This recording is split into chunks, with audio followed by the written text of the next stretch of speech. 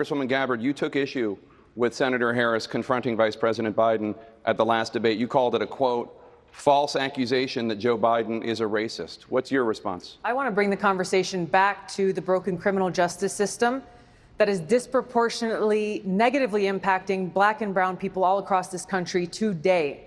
Now, Senator Harris says she's proud of her record as a prosecutor and that she'll be a prosecutor president, but I'm deeply concerned about this record.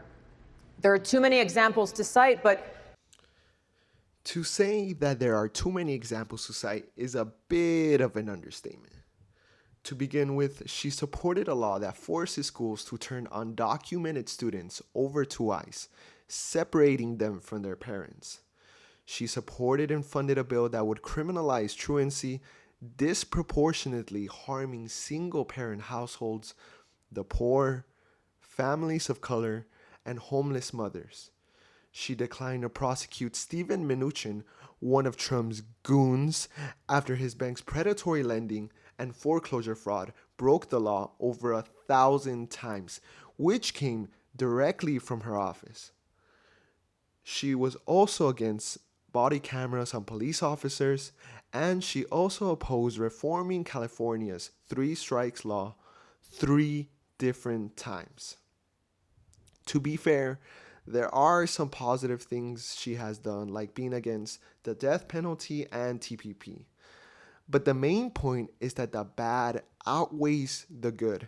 And I think that is the purest definition of a centrist. Someone, due to their record, that cannot be trusted to have good foresight as our next president. she put over 1,500 people in jail for marijuana violations and then laughed about it when she was asked if she ever smoked marijuana. She blocked evidence. That would have freed an innocent man from death row until the courts forced her to do so. She kept people in prison beyond their sentences to use them as cheap labor for the state of California. And she fought to keep cash bail system in place that impacts poor people in the worst kind of way. Thank you, Congresswoman. Senator Harris, your response.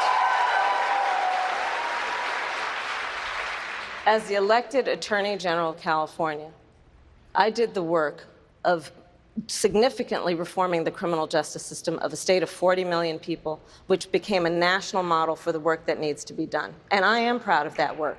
And I am proud of making a decision to not just give fancy speeches or be in a legislative body and give speeches on the floor, but actually doing the work of being in the position to use the power that I had to reform a system that is badly in need of reform. That is why we created initiatives that were about reentering former offenders and getting them counseling. It is why, and because I know that criminal justice system is so broken, that I am an advocate for what we need to do to not only decriminalize, but legalize marijuana in the United States. I want to bring Congresswoman Gabbard back in. Your response, ma'am? The bottom line is, Senator Harris, when you are in a position to make a difference and an impact in these people's lives, you did not. And worse yet, in the case of those who are on death row, innocent people, you actually blocked evidence from being revealed that would have freed them until you were forced to do so. There is no excuse for that.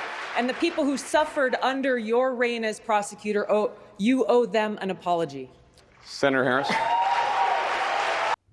So apparently after the debate, the Kamala people released these 2 threads about how they should defend themselves. You can see them on here. Why Kamala's progressive and responses to common attacks on Kamala.